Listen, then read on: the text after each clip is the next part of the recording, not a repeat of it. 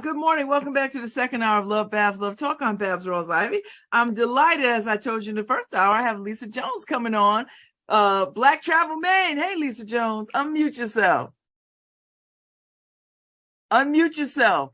Oh, sorry about that. There you go. No, we got you. Oh, great. Great. I think if you turn your camera sideways, you could get a Oh, good. Well, I don't know why I'm having technical difficulties on my computer this morning for some reason. So I have to do this on my phone. But how are you today? I'm good. How are you? Are you in Maine? Well, I had to make a detour. So I'm not right this second. I'm en route to Maine after I get off this call.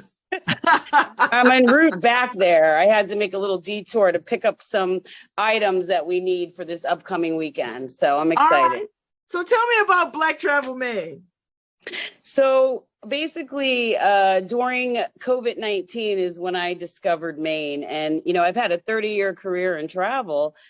And when I got to Maine, the only reason I was induced to Maine is because everything else shut down.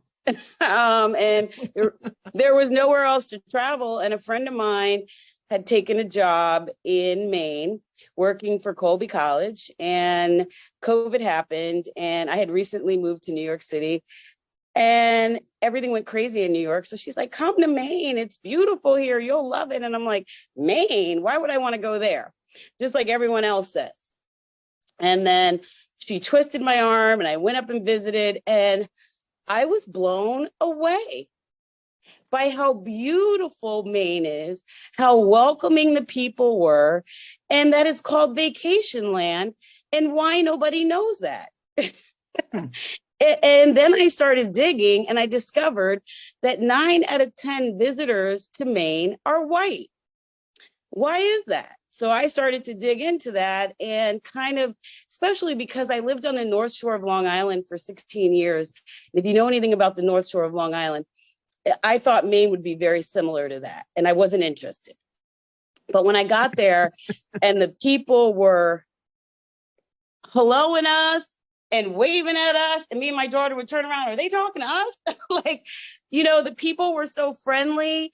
The food was amazing. It was beautiful. The beaches were beautiful. And I just said to myself, this is something they've kept secret. And I'm about to expose it. And that's the mission I've been on. So my girlfriend and I, Teresa, who works at Colby, we started this Facebook group, and it really just started innocently as us just wanting to share our experience in Maine and let Black people know it is a destination for us. And then we started to dig in the history. What is our history with Maine? And as I dig into the history, we have a positive history with Maine. Yes, we do have, there's adversity everywhere, but the history in Maine is strong. And I really wanted to get that messaging out. So I started digging, and, you know, our tour actually starts at the Freedom Trail. The Freedom Trail is where the slaves, there's over 200 houses and churches in Maine that were used for the Underground Railroad.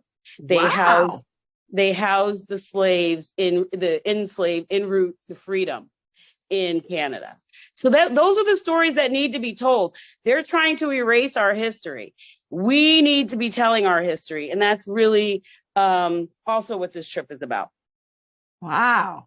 Wow. So now, are you living there, or are you just? Yes, I do live there. I live there. I actually have a place originally. When I first got there, I got a place in Wells, which is near the beach. And now I'm in Waterville, near Colby. And I love it. I'm going to retire there. I don't see myself retiring in New York City at all. Just the peacefulness of Maine and the beauty. It's really where I see myself. Oh, I love it. Okay. So tell me about how you're pulling all these folks to come to Maine this week, and so basically we have an amazing group of influencers coming, including yourself.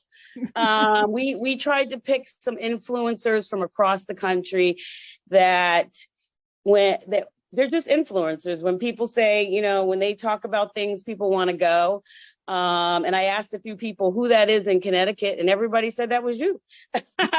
I asked several people, and everyone said, you need to speak to Babz. So, and that's how that started. So we have Just Nick from WBLS. We have Love Jackie Page coming out of Atlanta. We have the legendary Chris Washington will be DJing for us. You know, he does all the events in Martha's Vineyard. So we pulled him over because, you know, that's the other thing I want to really talk about. Martha's Vineyard has become so commercial, so crowded. It's not the same vineyard. And I see Maine as our next big destination in terms of it's time for another destination for us in the summer. And why not let it be Maine? You see how long it took me to get a ferry reservation? I sat on hold the entire day to get a ferry reservation to Martha's Vineyard. I'm not doing that anymore. Wow. I had to get up at 4 a.m. I'm not doing that. And the crowds, other than I'm going this year because I'm working there. But other than that, I wouldn't be going anymore. It's just not funny. What are you doing when I'll be in the vineyard too? And my girlfriend runs the jazz festival. And nice. So we're going to support her and help her run that. So I'll be there. I'm there every summer anyway, so I might as well be there for that. So. Yeah. So I used to go. I used to take my daughter from she's 15 now, from 5 to I think we went till she was 10. And she has so many fond memories in the vineyard. I mean, just meeting the Obama girls at the ice cream, like just so many great memories. So, but I just feel it's just changed so much. It's not the same. It's too crowded. You know, you want to be on vacation and have a good time. I actually have a group of, I do luxury, curated custom tours. That is my specialty now. I prefer to create my own experiences. And so I have a group of retired AKAs from Michigan, and it will be their first time in Martha's Vineyard. And I have put together an amazing experience for them. I have 2 houses for them on the water and private chefs and all kinds of stuff. So that's the stuff that I really like to specialize in. And that's what I'll be doing in the vineyard they're coming in the week of the 14th. But I'm looking to kind of move. They've never been. So they just want to experience it. Mm-hmm. So I get that. I feel that, you know. So, all right. So you got folks coming to Maine, Portland. We're all going to gather in Portland. Mm-hmm. So give us some sense of what can I expect? What are we going to be doing? Well, we're going to be on beyond being Black in Maine. Yes, we're going to be on boats, and we're going to be in lobsters, and we're going to be farm to table dining, and we're just going to be laughing, having a good time, and just enjoying the sights of Maine. That's really what this trip is about. Just sit back, relax. Like I said, we're going to go over to Peaks Island on Sunday for the reggae. I don't know if you heard about that. Every Sunday in Maine on Peaks Island, there is live reggae. We will take the boat. Sorry, I'm gonna miss that. Yeah, we're gonna take the boat over and experience that. We're going to be Luke's Lobster is one of our sponsors, so you know it's gonna be a lot of lobster. And I just got the farm to table menu, and I'm really excited about that because I really feel like the food, the sights, and the people are really what makes Maine. So what happens to people who don't eat lobster, who can't eat lobster? Well, if you can't eat lobster, there's the organic, that's why the farm to table, the organic chicken. When I tell you the best chicken I've ever tasted is in Maine. The food it's just tastes different because it's farm. I don't know if you've ever had farm to table dining. Oh yeah, but it's completely different in taste than regular food. I can tell the difference. So yes, there'll be other options for those that don't eat seafood, but there is a lot of seafood in Maine. It is on the coast. So. I spent a little time in Maine, and I think I had halibut. Like they have a lot of halibut or something. Oh yeah, they have a lot of fish. A lot of halibut. So but just in general, all the food. I mean, you'll be amazed at how good the restaurants are. And I think that's something that needs to get out about Maine. It's really a foodie destination as well. And then the beaches. The beaches in Maine are beautiful. And I often hear people talk about the water's cold. it's not that cold. And the other option for swimming are the lakes. I've been posting about the Belgrade lakes. I mean, there are so many amazing lakes in Maine. And the other day before I left Maine, I went swimming in a lake. I couldn't believe how warm the water was. So, I just want our people to experience things that they do on that level. And that's always been my goal in travel, to expose us to things. Like, I can even remember when I worked in Connecticut. I worked in Connecticut for many years in Hamden. I was the manager of Liberty Travel in Dixwell Avenue. It broke my heart to see that store. I heard the store closed after I left. That store was there for 25 years. I worked there for about 10 years. Do you know that the owner came in after I became the manager in that store and asked me, after the first year, I increased sales by 100%. He asked me how I increased sales by 100%. And you know what I told him? By servicing the Black customers. That's all I did. When I went into the Hamden, Connecticut store, no, you know what sold us? They sold us Motel 6s and everything that when a Black person came into the office, those are the things. They did not service them the same way they serviced the white customers. So when I came in there as the Black manager, I said, listen, we're going to treat everybody the same. And we're not going to assume that Black people don't have money. So we're going to offer them the Hyatts and the Ritz-Carltons and all the good hotels, just like you offer the other customers. Don't assume. So when he asked me that, and I told him, and then I said to him, when I got a promotion I was promoted to Greenwich, Connecticut, I said to him, you need to find a Black manager for this store. You do not put he put a white man. They said they couldn't find another Black manager for that store. They put a white manager in there, and shortly thereafter, the store closed. The sales went down. So I've always been that one. I consider myself one of the first people in travel in terms of selling Black people good experiences in travel. When I started in travel in 1988, we were not traveling like we travel now. My customers were all white. So I've seen how travel has changed. It started with, Sinbad and the soul music festivals and us just wanting to travel in groups. And that us wanting to travel in groups has continued. And that's exactly what I'm continuing here. And so you want people to consider Maine as a vacation destination, particularly Black people. And we would feel welcome there. And I mean, I've spent time, my girlfriends and I, we stayed at a beautiful inn in Maine and on the ocean. It was beautiful. And we were welcome. It was a lovely experience. See that and that's what I want people to know, because for some reason, everybody thinks Maine is too old, too cold, and too white.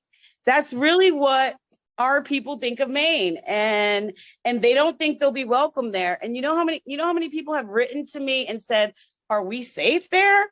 I was like, where are they getting this information from? Well, I mean, that's not, that's a real thing though. That's a real consideration for us as Black people anywhere in this country where we're not readily in high numbers. I don't think we would say that in other places, but I mean, I would ask it in Maine if I've never been to Maine, or I'd ask it in Utah. I'd ask it in North Dakota. I mean, I would ask it, Well, that's the question that's been asked of me a lot. And let me tell you, we've had amazing interest in Maine. People want to go, but they just wanted to see, they want to see people like us there enjoying it. Black people want to know, like you said, that they want to be invited. They don't want, I keep telling them they have to be invited. We're not going anywhere that we don't feel welcome. Yeah. Period. Yeah. Period. That's it. But I can tell you that that's not the case in Maine, and you've experienced it yourself. Yeah. No, I had a really good time. And I felt very welcome. I didn't feel like, stared at or slighted or service. I felt like a person. Yes. Yes. And so imagine for me, I lived on the North Shore of Long Island where I was just tolerated for 16 years. They didn't want me there. They didn't want us in their neighborhood. And frankly, I don't want to be anywhere that I'm not welcomed. So I was so happy to move from there. You know, we were there. I was married at the time, and and my husband had a practice there, so I had no choice but to be on the North Shore of Long Island. But I have to tell you, that was the worst experience of my life. It really was, in terms of living around people who they describe it as the Alabama of the North. I would agree. I think it's changing little by little. I mean, but let's be clear, it's Suffolk County's worse than Nassau. I lived in Suffolk County, where there's not many of us. Nassau County and Long Island is more diverse, but Suffolk is diversifying, but it's not. So, I've been at the beach where my daughter's been told, oh, I can't play with you because you're brown.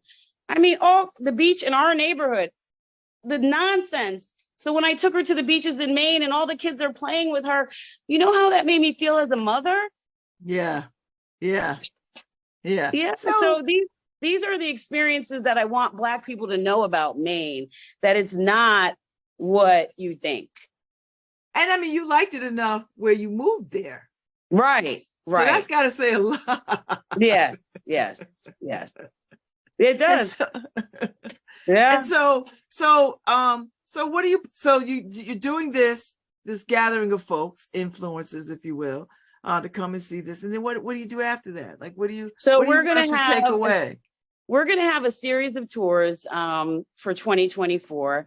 We're going to be doing another, my vision is for next summer, we're going to roll out a Black family reunion in Portland, Wow. It's time for the Black family reunion to come north. We're also going to do a golf tournament in 2024. And then we're going to do a fit trip, which is, I have a brand already called the Jamaica Fit Trip. I'm not sure if you're familiar with it, where I take 60 to 100 people away every year to Jamaica to work out. And we do that every November. So I'm going to duplicate that experience, but more of using the land and hiking and more of nature type stuff for the main fit trip. So all my fitness people, and then there's a young lady on the trip that's coming with us who's a poet. And so she's looking to do a poetry festival in Maine. And I think those are the kinds of things we're looking to do there. But also I'm going to be expanding into the other states, Vermont, New Hampshire, just exposing all of the Black history. So eventually it'll be all of New England, starting in Maine. Oh, I love it. I mean, I don't know if we talk enough about the Freedom Trail up north. I mean, we talk about the Freedom Trail through the South and a little bit through the Connecticut. And then after that, it's just sort of, so there's a real Freedom Trail that goes all the way up to Canada. And wait till you meet Dr. Townsend, who's going to be addressing us. The stories that she tells me on the Black history, especially for Black women. She told me about a slave ship that was overturned off the coast of Maine by Black women and children. It's documented. Wow. And that they were, she said, explained that, how they were erased into the culture, meaning after that, history doesn't record it, but she says when you look at some of the Mainers and you see that kinky hair, me and my girlfriend say that all the time, we see Black in them. And she's like, that's where that comes from. And so wait till you hear her stories. And then she talks about the first openly, Maine was the place where they had the first KKK open, whatever, they take their hoods off. And the Catholics came out in huge numbers and shut them down in support of them not going away and in support of Black people. So I thought that was amazing. So she has some really great history to share with us about Maine and how and its relationship to Black people. And Lisa, there are Black people that live in Maine. I mean, not just you and your friend at no, there are Colgate. Yeah. No, but you know what? I just said to somebody, I think that the recording of the numbers is not right in Maine. I say that all the time because if you wait till you go to when you come to Portland this weekend, you're going to see nothing but groups and groups. It's a huge African population. I mean, I think the Africans are about to outnumber in Portland. Like that's how this is where I find it interesting.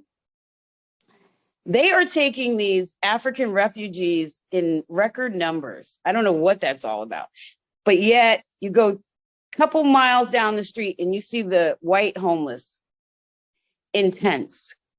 And white poverty is crazy in Maine, but yet they're taking in all of these Africans and giving them homes and giving them. So I'm trying to understand that there's some kind of, I don't know what that's all about, but wait till you see it in Maine. It's right now. And then they're on strike right now. From what I've heard, they're not even eating because they want to be served their native food. The African people? Yes. They're on strike eating because they don't want to be fed American food. So that I find interesting too in Maine. And I don't know what the history behind that is, but you'll see there's huge, and I mean, the numbers are growing. So I don't know. I talked to people in Maine about it. They say all of a sudden, I don't know what happened. The State Department made some agreement with Maine and they started taking in refugees from Africa. So there's a huge, huge African population. You're going to see. Well, you know, come with African populations will come with African markets and stuff like that, where they could get their food and you know, the staples of their diet. You know how places you get a large contingency of people and then they start, you know. Yeah, no, there's already African restaurants and all of that in Lewiston. Lewiston is very diverse. I've been to Auburn. I haven't really ventured much into Lewiston yet, but from what I understand, Lewiston is where majority of the Africans are, and they have a lot of African restaurants. And as you said, they've kind of created their own community there. But it's growing and growing. So I see that area becoming, you know, once you start bringing in people like that, the diversity is just the diversity. And then, you know, the other thing with Maine is jobs. They have more jobs than they have people to fill them, guys. Wow. If there are anybody who's young, I don't care, looking to change careers.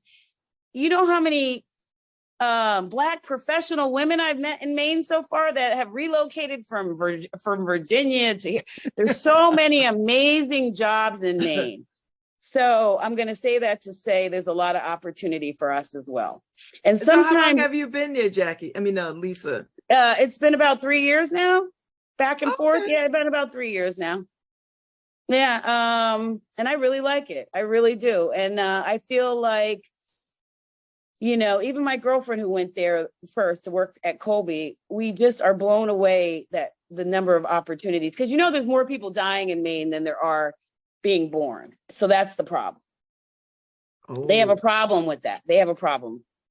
If they don't start figuring it out, they have towns that are literally dying. The towns are, because the people there are just dying off. That's a problem. Yeah. They have some of that going on as well. And so is your child in school? You have a young child? Is she Yeah, I have a 15-year-old. She still she lives with her father full time. And so, you know, 15-year-old girls, sometimes they do better with their fathers. So she does come to Maine. She was supposed to be working this summer at the Belgrade Lakes. I had gotten her a job at a camp on the lake. She loves Maine. So she comes a lot, but she doesn't go to school there. No, she goes to school in New York still. Okay. Well, maybe you recruited to consider school in college in Maine. Well, she's interested in going to Hawaii. I don't know what that's all about. She went to Hawaii twice, her fourth birthday, and then last year, Mom, I'm going to the University of Hawaii. I said, okay. Well, I mean, you're a traveler, so she comes by it honestly. Right. I was surprised when she said that. I was like, you're going where? I have a connection to Hawaii. I was like, what do you mean you have a connection? I went there when I was 4. I remember the whole trip. And then I went there again last year, Mom. And I said, okay, well, maybe you do have a connection to Hawaii. So maybe some of our ancestors have some connection there. Probably. But she loves Maine too. She's a beach girl. So she loves anywhere there's water. Okay. Okay. And so, so you think you'll retire there? Absolutely. And so the folks that are, how many folks are coming on this trip? There's going to be 25 of us total. Okay. And I'm excited. It's a nice group of people. I have Victoria Flory, the head of digital for Digital One. She's in charge of 9 platforms, including Madame Nayor, and she's bringing Jerry from News One, and we have Tiffany Smith from Madame Nayor. So I mean, we have an impressive group of people. I'm really, really, really excited. So it's going to be fun. We have Tarsha, you know, Miss Jones. Remember Miss Jones? Yes. She's back on the radio, 94.7 in New York. And then she has a new song out too, calling all girls. So she'll be on the trip with us. She's excited. She sent me a text this morning. Lisa, I can't wait. So we got a really nice group of people. So it's going to be fun, Babz. I know it's going to be fun. And you know, all these communication people, their pictures will be flying and everybody will be on their social media. So you'll get a whole lot of press and publicity behind this for all these people. Yeah, no, I'm very, very, very excited. Corin Vaughn, she's senior VP of Citigroup Experiential. She'll be with us. I mean, I just have a really, really good group of people. So I'm really, really, really, really, I have David Lawrence. He's the music executive, worked 20 years for Sony, and he consults for all the major labels. So, you know, we're talking about doing concerts in Maine and like just so many. The group is, so it's a powerful group of minds coming together to talk and fellowship and network and talk about how we can collaborate.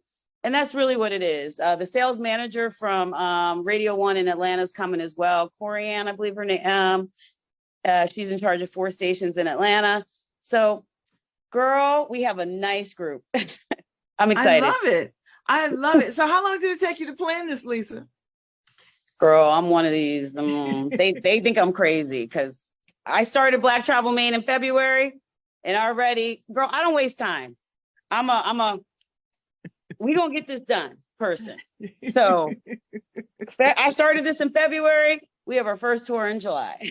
Yay! This is and people thought I was crazy. They're like, and you put this together, and don't take that much time. I'm looking forward to it. So Ife and I are going to get up early in the morning and drive up. I look forward to seeing her as well. Yes, I haven't seen her in years. Yes, I haven't seen her in years. She's like, I know Lisa Jones. That's right. Yeah, so we're gonna drive up. I'm sorry we can only stay for the weekend, but I think it's gonna be powerful. However much time we get to stay and be around folks and. I'm just glad that you're coming. So, and I thank you because I understand how valuable people's time are, and especially professionals such as yourself. So I just want you to know that, you know, you didn't know me and you said yes, and you have a busy schedule and you're headed to here, there, and everywhere. So I really appreciate, you know, from the bottom of my heart that you've taken the time to come. Well, listen, I'm all about supporting sisters. And from all accounts, from what I hear, you're like one of the best out there. And I was like, oh man, I got to make this thing, you know, because she's put some work into this and I want to support this. And, you know, I just find this amazing. And the fact that you're in Maine is quite intriguing to me. Do you know what I mean? Like that, I think that's because if you feel as good as you feel about it, that makes me like, okay, I'm really going to get into this. Yeah. So. And they have truly been good to me. I mean, the people in Maine, the experience I've had so far, you know what it is? When you get to this age, you've been through so much that you just appreciate good people and good experiences. Yeah. That's it. You just want peace and people to treat you well, and you don't want to go through a whole bunch of at this point in our lives anymore. So when I discovered it, it was like, wow. More of us need to know about this. And that's really what I've been on. I think you're onto something, and I think you can grow this. And I think this could be an addition to people's Martha's Vineyard experience, because I still love going to Martha's Vineyard. Like, it's still one of my favorite places. And now I'm starting to think about going to the vineyard, not so much in the summer, but late in the summer when all the crowds die down, you know, like that September, October vibe. Like, I'm feeling that a little bit more. But that's the old vineyard. That's the old vineyard. Yeah. I'm older now, so I don't need all that. Whoop. Right. Absolutely. And for me, the vineyard was always about spending quality time with my daughter. That's what it was for me. That's always, and for her to get that Black experience, because she was in a predominantly white area. That, and in predominantly white schools, which is why I have her, and I'm going to mention this on the radio. I have my daughter at Camp Atwood right now in Massachusetts. I don't know if you're familiar with Camp Atwater, but that's another place we need to support. 100-year-old Black owned and operated sleepaway camp for our children. Oh, I did not know this. A lot of people don't know this. Yeah. Camp Atwater, it's called. And it's been around for over 100 years, founded. You've got to you've really got, and so many influential people have gone to this camp. But these are the experiences our children need. You know, we have to build them up. And especially when our children are in areas where they're tolerated and not supported. So for her to be at this sleepaway camp, I went to the visit this weekend and I was blown away by the camp. It's beautiful. So that was another thing I want people to know about Camp Atwater. Okay. All right. Well, y'all heard it. So get to Googling so you can make your reservations for next year. Get your children in these camps with other children. So other Black and brown children. I love it. Well, Lisa Jones, I so appreciate you coming on this morning. I will see you Friday. I'm looking forward to this weekend. It's already a good time. Thank you so much. I will see you on Friday. Yes. Thank you so much for your time. Thank you for having me. Have a beautiful day. Thank Bye-bye. you, Lisa Jones. Lisa Jones from Black Travel Maine. So Ife and I are running up there for Friday, and we'll be up there Friday, Saturday, and we're going to take it all in. And you know us, we're going to have pictures galore, and we'll be with the people. So anyway, I'm on my way out. Enjoy your Wednesday. Be safe. I'll be here tomorrow. I won't be here Friday because I'll be on my way to Maine. And y'all be well. Thanks, Harry. Thanks, Paul. I'll see y'all tomorrow.